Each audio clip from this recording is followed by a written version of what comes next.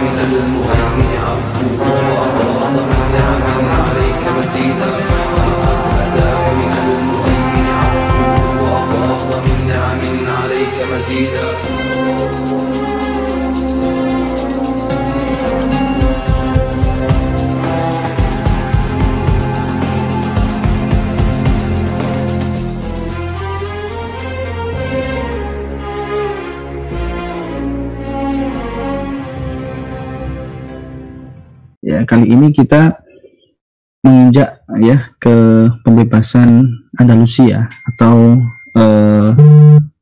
bisa dikatakan Hispania, ada yang bisa dikatakan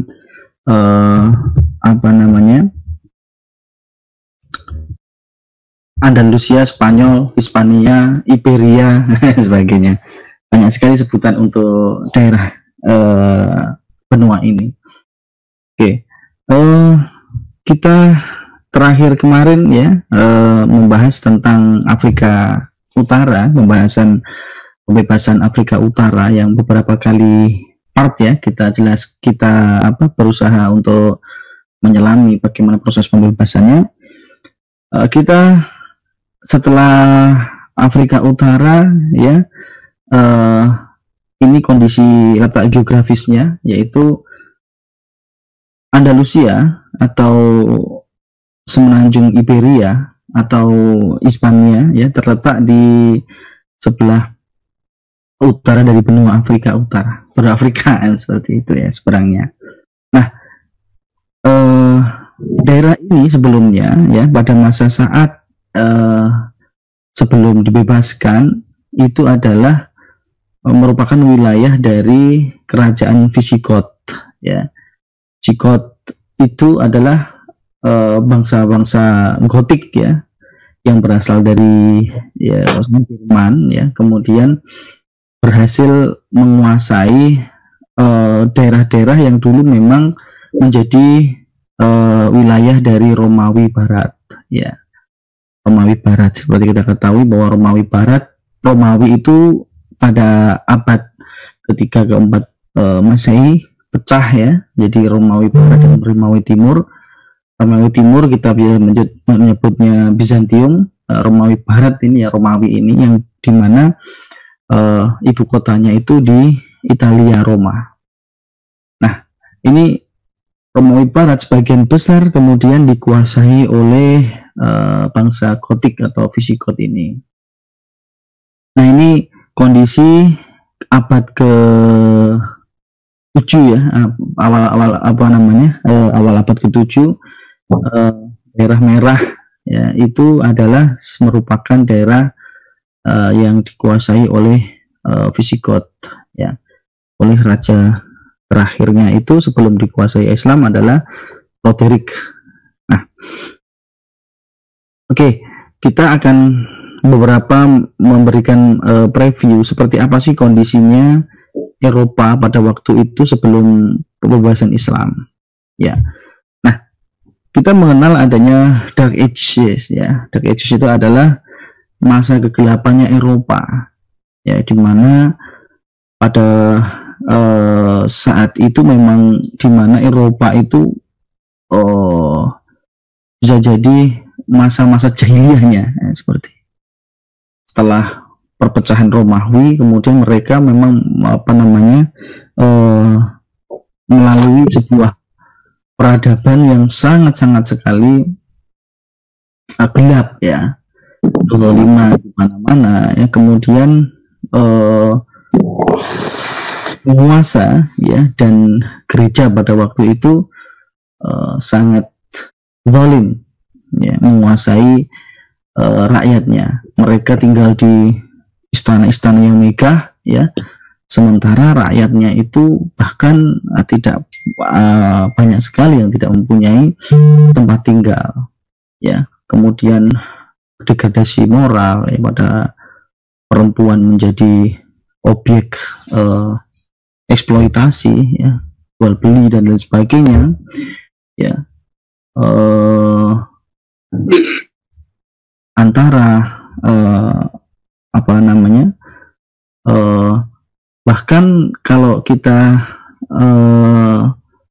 ibaratkan ya, misalnya ya, dari keindahan dan kebersihan dan sebagainya, orang-orang Eropa itu terbiasa itu mandi itu ya, atau terkena air ya, bersih ataupun ya kita katakan mandi lah, itu setahun sekali ya.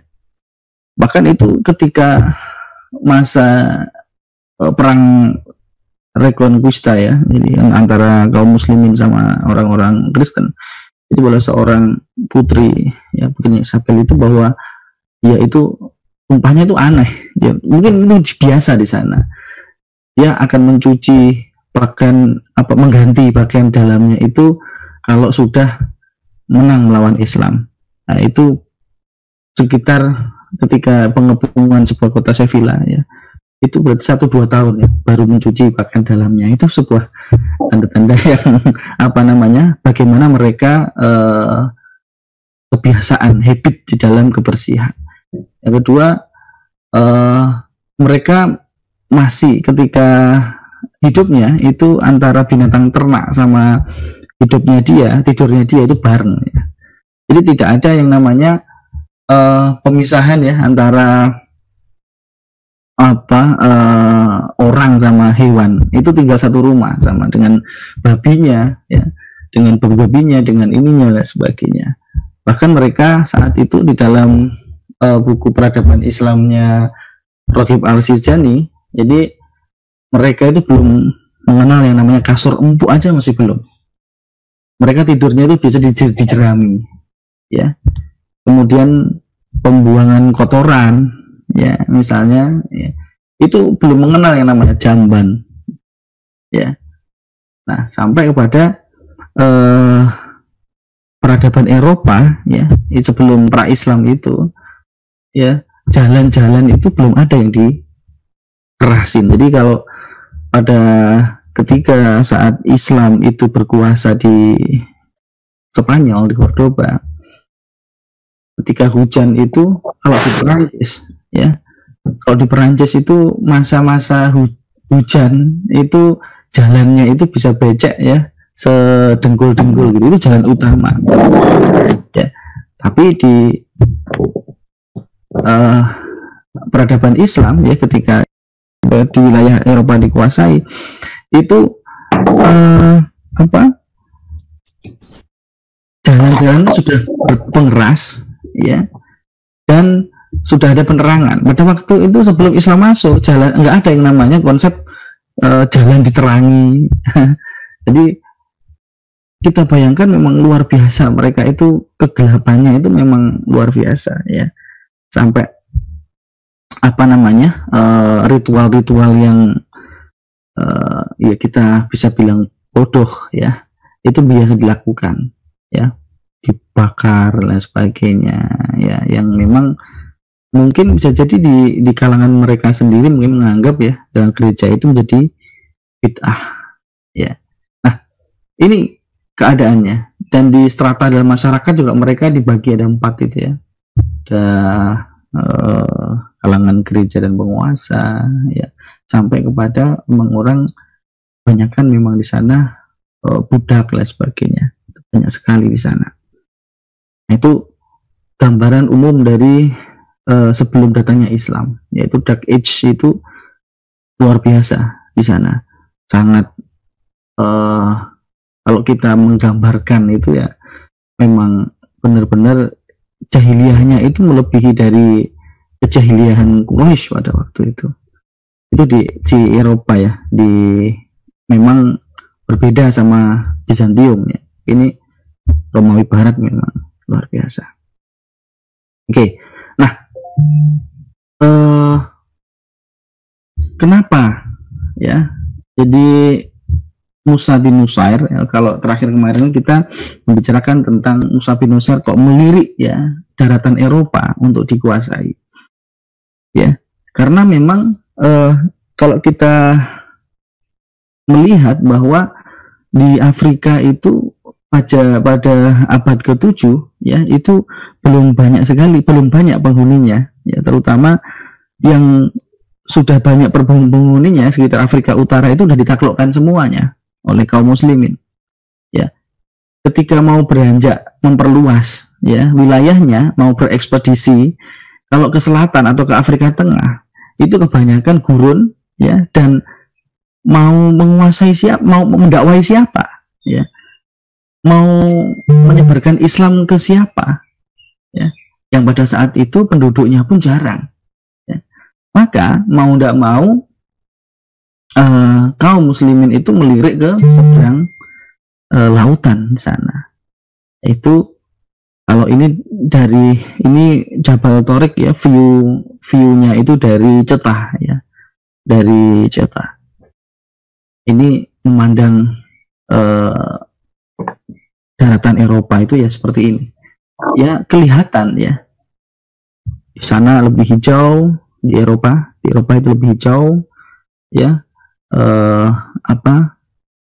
Sebenarnya kalau di pinggir-pinggir ini udah biasa kapal-kapal itu berlayar ya dari Cetah ke Andalusia, karena Cetah itu juga miliknya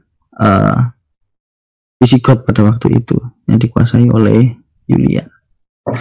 Nah, apa yang dilakukan oleh Musa bin Nusair untuk mempersiapkan penaklukan Andalusia ya, yang pertama adalah Musa bin Nusair itu membangun ya, karena ini butuh penyeberangan ya, artinya pasukannya itu butuh menyeberang ke seberang ya. Kemudian Musa bin Nusair memperkuat armada kapalnya, memperbanyak produksi kapal-kapal ya, ada beberapa pusat galangan dipakai untuk memproduksi kapal-kapal besar untuk menyeberangi lautan ini, terutama di Tunisia, kemudian di Alexandria ya, ada jadi kapal itu di Akka ya, daerah kalau sekarang di Palestina, kemudian Alexandria di Mesir ya, kemudian di Tunisia. Nah, yang digenjot produksinya oleh Musa bin Nusair ini di Tunisia, beberapa pelabuhan di Tunisia. Nah, ini tahun 87 Hijriah atau sekitar 706 Masehi lah ya. Nah, ini setelah Musa bin Nusair ya mendapatkan izin pembebasan Andalusia oleh Khalifah ya, Khalifah Al-Walid, itu penguasa Bani Umayyah pada waktu itu.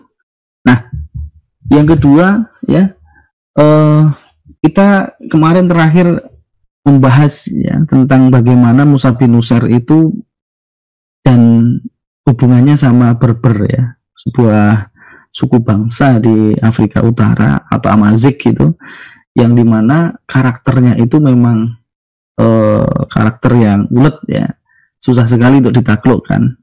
Nah, programnya Musa bin Nusair itu adalah membentuk pasukan yang dimana mempunyai karakter yang syahsiah, yang Islamiyah yang tinggi. belajar dari penguasa-penguasa sebelumnya, dari Uqbah bin Nafi ya, yang kemudian penaklukannya kencang di daerah Afrika, tapi edukasinya belum sampai ke grassroots ya, hingga mereka itu mudah untuk murtad kembali ya, Berber ya. Peristiwa peperangannya dengan Kahina ya, Hasan bin Nu'man dengan penguasa Berber pada waktu itu, pengganti Kusailah, yaitu seorang dukun penyihir perempuan yang namanya Dihya Al-Kahina, itu memberikan sebuah pelajaran yang berarti ya, bagi Musa bin Nusair, fokus kepada bagaimana ya bukan hanya sekedar menguasai, tapi membangun sebuah peradaban baru di Afrika Utara. Ya, kemudian setelah secara militer dikuasai penuh ya daerah Afrika Utara, Maghreb sama Afrika, kemudian Musa bin Nusair itu membangun masjid-masjid dan menyebarkan dai-dainya ke pedalaman-pedalaman ya, sehingga Musa bin Nusair itu pada waktu itu fokusnya itu memang edukasi, bagaimana menjadikan bangsa Berber ini ya generasi yang Islam, membela agamanya ya, dan kuat imannya ya. Maka lahirlah pemuda-pemuda yang luar biasa di bawah program pendidikannya Musa bin Nusair ini ya. Kita lihat bahwa Tariq bin Ziyad ya, ini ditunjuk oleh Musa bin Nusair pada waktu sebelumnya itu dalam ternyata jadi sebelumnya itu dia itu Tariq bin Ziyad ini adalah maulah atau budaknya Musa bin Nusair, kemudian ya menunjukkan perkembangan yang luar biasa ya, orang yang cerdas ya, kemudian menangkap Islam itu menggenggam erat ya, dengan luar biasa pula, keimanannya bertambah, wawasan keislamannya itu juga luar biasa. Kemudian Tariq bin Ziyad ini dikasih kekuasaan di Tanier ya oleh Musa bin Nusair. Nah, jadi sebagian besar nanti itu pasukannya Musa bin Nusair yang dipakai untuk membebaskan Andalusia, itu 80% itu orang-orang Berber ya, orang-orang Amazik ya. Nanti orang-orang Eropa itu menyebutnya dengan bangsa Moors ya, seperti itu. Nah, ini Tariq bin Ziyad ditugasi oleh Musa bin Nusair ya untuk memimpin menjadi komandan ya pasukan pembebasan Andalusia. Nah, kemudian sebelum melangkah ya menyeberang ya, Musa bin Nusair menaklukkan kepulauan yang sebelah ini ya, di atasnya itu Afrika Utara itu. Kalau dulu kita sebutkan kepulauan Balears, nah mungkin kita mengenal ya Mallorca. Nah, itu kota yang paling besar di Kepulauan Balears ini. Kalau sekarang terkenal ya, Kepulauan Balears ini tempatnya sangat indah sekali ya, tempat orang-orang Jerman, Inggris itu kalau berwisata ya ke Kepulauan Balears ini. Ya, salah satunya kotanya adalah Mallorca. Kita mungkin lebih mengenal klub sepak bolanya ya, Real Mallorca. Nah, indahnya Mallorca seperti ini. Nah, sampai sekarang Mallorca itu banyak sekali bagian Spanyol yang menjadikan bahasa Arab itu salah satu bahasanya di sana sekarang. Bahkan di sana kebudayaan Timur Tengah ya, Arab itu masih banyak dipegang oleh orang-orang Mallorca ini. Ini Kepulauan Balears ini. Ya, kapan-kapan bisa berwisata ke sana nanti ya. Nah, ya, kemudian satu yang diselesaikan oleh Musa bin Nusair itu adalah bagaimana ya Ceuta ini beberapa kali ditaklukkan itu susah sekali, ya. Jadi Ceta ini sampai sekarang adalah wilayah Maroko yang bukan ya wilayah Spanyol yang berada di Maroko sampai sekarang.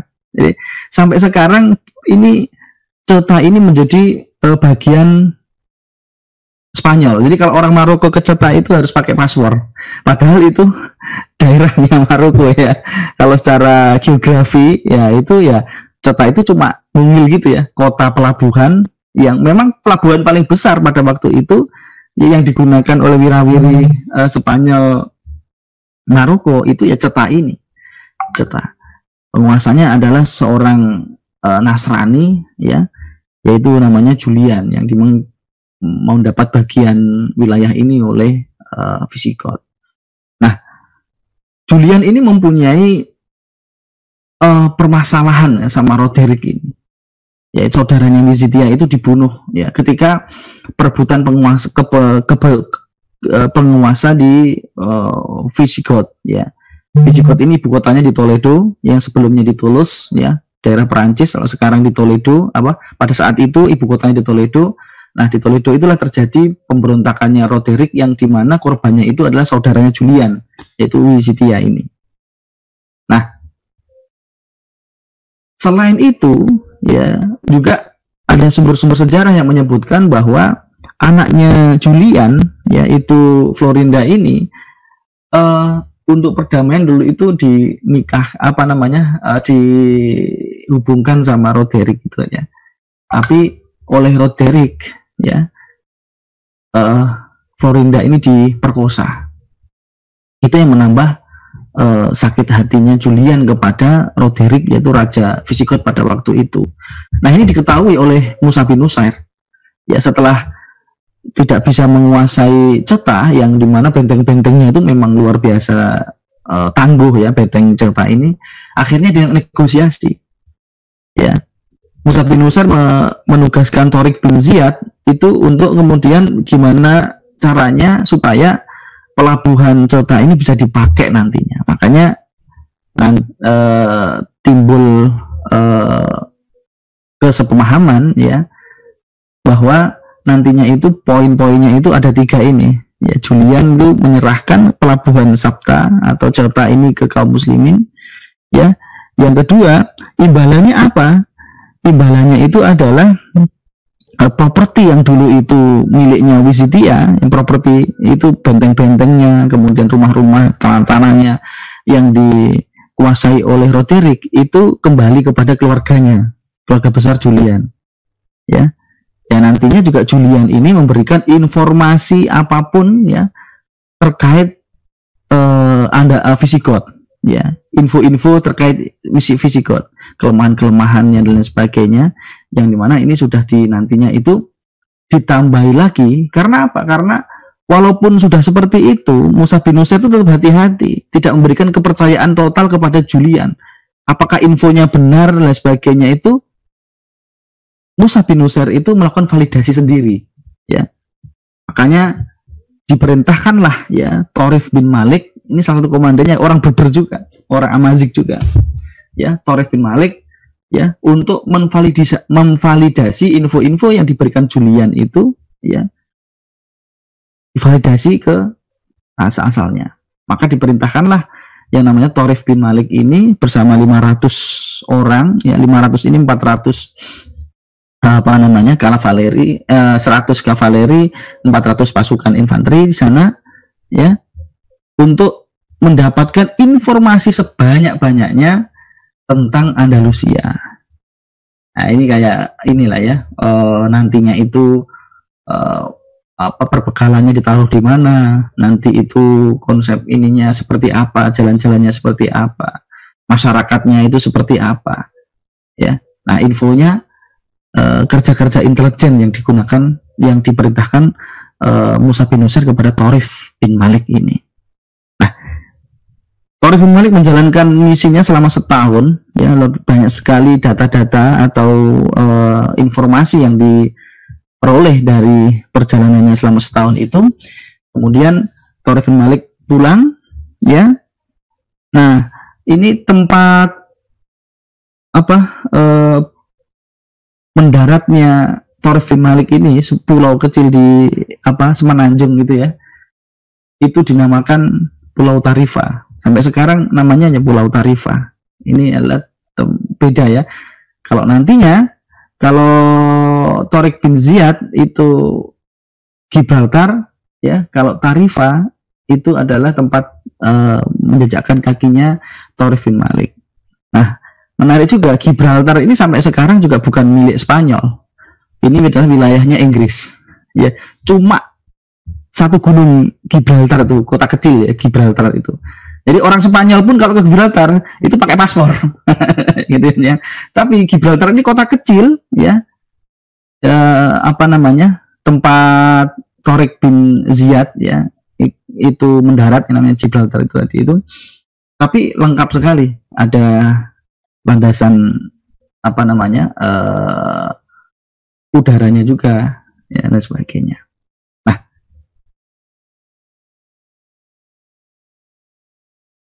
Barulah kemudian pada bulan Ramadan tahun 92 Hijriah, Tauriq bin Ziyad dilepas oleh Musa bin Nusair yang melakukan perjalanannya menaklukkan ke Spanyol. Setelah semua dirasa cukup, ya, kapal-kapalnya juga cukup untuk mengangkut, perbekalan selama setahun itu dikumpulkan kemudian cukup untuk menaklukkan itu, bersama 7.000 pasukan, Tauriq bin Ziyad berangkat untuk menaklukkan Spanyol.